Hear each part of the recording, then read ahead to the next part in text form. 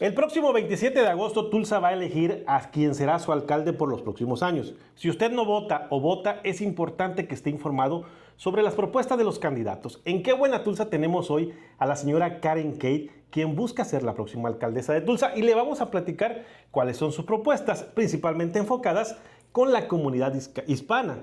Karen, thank you for coming to the Qué Buena. I'm so delighted to be here. Thank you. We are going to start. Vamos a iniciar con la entrevista. ¿Por qué los hispanos ciudadanos de Estados Unidos registrados para votar en la ciudad de Tulsa deberían votar por usted? Well, I believe that the diversity in our community makes all of us stronger. And I recognize and I am so grateful for the workforce from our Hispanic community, because I'm not sure where we would be without all of this amazing talent.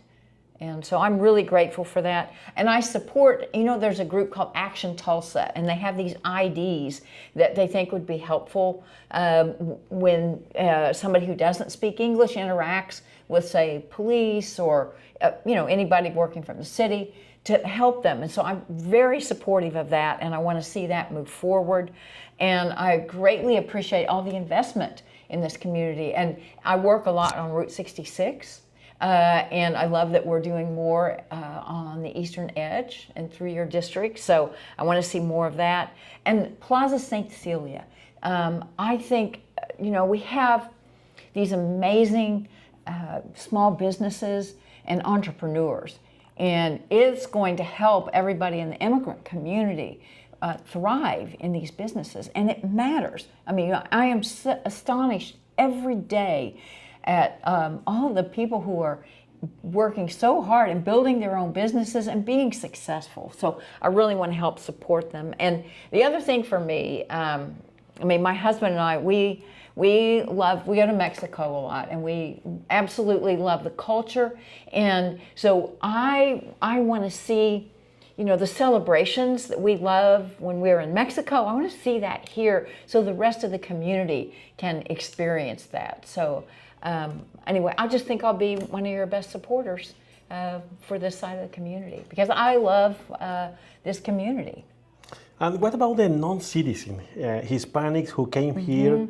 ¿Y qué pasa con los hispanos no ciudadanos que llegaron aquí sin estatus legal, que no tienen papeles, pero están trabajando en trabajos duros como construcción, limpieza, cocina y otros trabajos de manufactura? ¿Deberían tener miedo si usted gana? ¿Seguirá operando la policía de Tulsa sin apuntar a los indocumentados no criminales, o esto podría cambiar? So I don't think you have to worry. Here's what I know. The Tulsa County Sheriff, Vic Regalado, the Tulsa World yesterday, a big story. And, and he's just talking about that some of these things that have been proposed from the state are going to be impossible to enforce. And then in talking with Chief Larson, he says they will not be acting any different than they have in the past.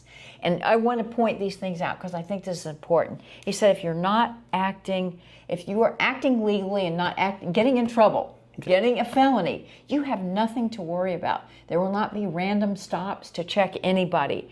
But he says, if you are undocumented and if you are a victim of a crime, please report it. Again, they're not going to be checking your status, but please make sure that you're getting the protection that you need. And he also says, if you're not committing a felony, you don't have anything to worry about. So remember that. But if you get a traffic citation, pay it. If you need help getting it paid, pay it. Because that's when you could get thrown into that, have a closer scrutiny of status. Okay. Hey, Mayor G.T. Bynum, El actual alcalde G.T. Bynum inició un programa llamado New Tulsans para ayudar a los recién llegados, especialmente empresarios, sin importar de dónde vengan. ¿Va a continuar este programa o lo va a eliminar?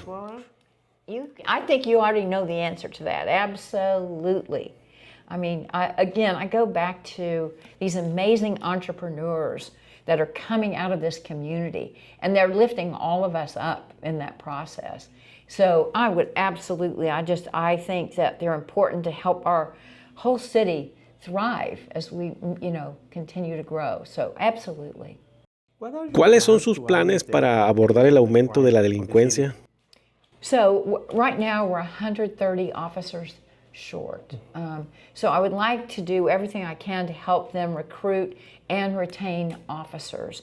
And I know they're wanting to recruit more folks who speak Spanish, and I think that is important, and they're continuing to work on that, so that's important. I do want to say I've been endorsed by the FOP, so I will work hand in hand with them to make sure that our community is safe. And there are things like our neighborhoods, and we need to make sure that all of our neighborhoods have the proper lighting. And have enough boots on the ground that if a neighborhood feels threatened, that they've got police protection in there as quickly as possible. So I'll be working hand in hand with them. I firmly believe that everybody deserves a safe neighborhood in every district and the city of Tulsa. How do you plan to address the issue with the homeless? ¿Cómo planea abordar el problema de las personas sin hogar de manera permanente mientras equilibra las preocupaciones de quienes no quieren violaciones a derechos humanos y quienes quieren más rigor de las autoridades, como comerciantes, peatones, ciclistas y las personas afectadas por el uso de espacios públicos? Yeah. So, I will work closely with our police department and our fire department. The firefighters they're pairing up with a group that's the alternative response team. So they're working with Family and Children's Services. And this team will then go out and interface with our homeless. And I think that's the best way to make sure they get in the services they need.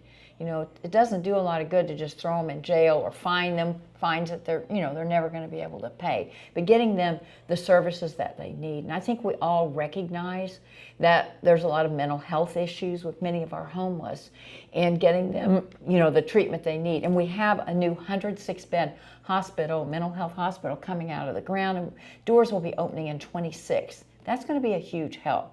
I'm also grateful to Parkside. They're working a lot with our juveniles, and that's kind of a specialty for them. Much needed, and it's there now. So, that's going to be a big help. And we've got, of course, Family and Children's Services. They're doing amazing work. And we've got Grand Mental Health. They're also doing work. So a lot of efforts are going on in this homeless arena.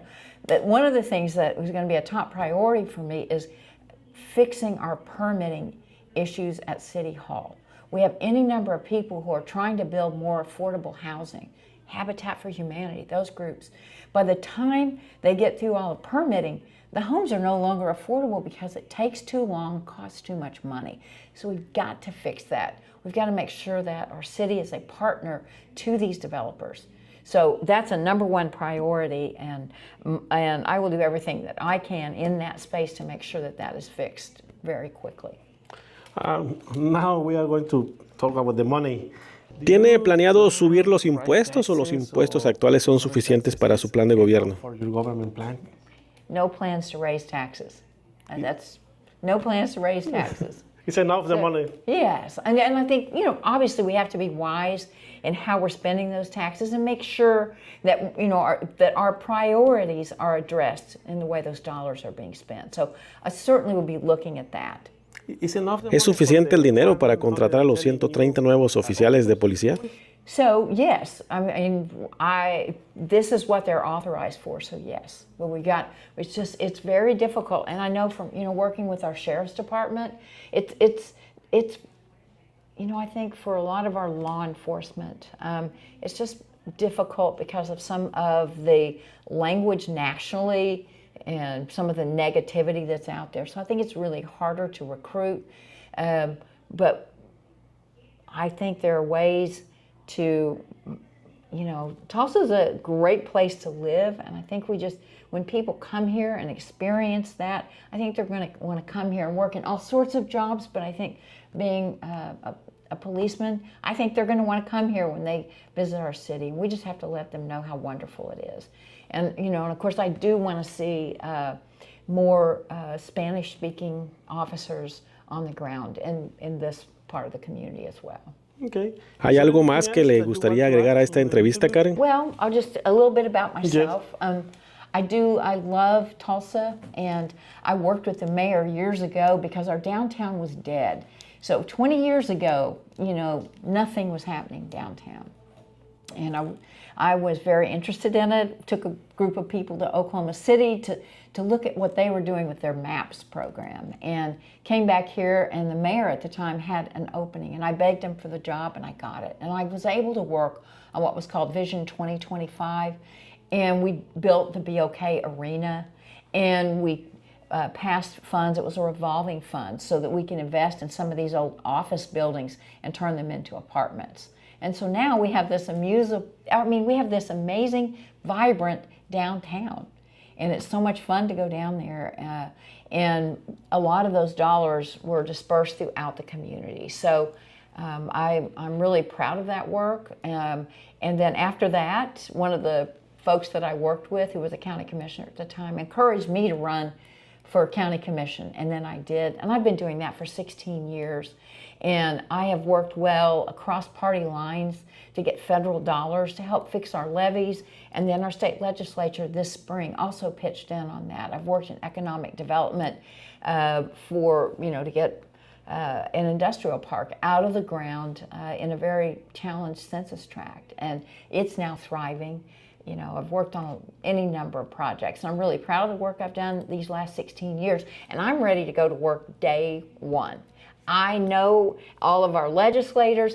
I know everybody at our Chamber of Commerce. I have worked closely with them, and I've got my membership with the Hispanic Chamber of Commerce too. So I want to, get engaged here as well, because that's what I love to do. I don't want to just sit in an office somewhere. I want to be engaged and out in the community, working with everybody, so that we together, if we're working together and we all understand what the challenges are, then we can make those changes. And so, as I work on this, I want you working with me. That's how we can all be successful. So, and I'm very excited about it. Thank you so much. Oh, thank you, Nelson. Síguenos en Instagram como Qué Buena Tulsa. Síguenos en Facebook como Qué Buena Tulsa. Suscríbete a nuestro canal de YouTube, Qué Buena Tulsa. Búscanos en Twitter, Qué Buena Tulsa. Qué buena.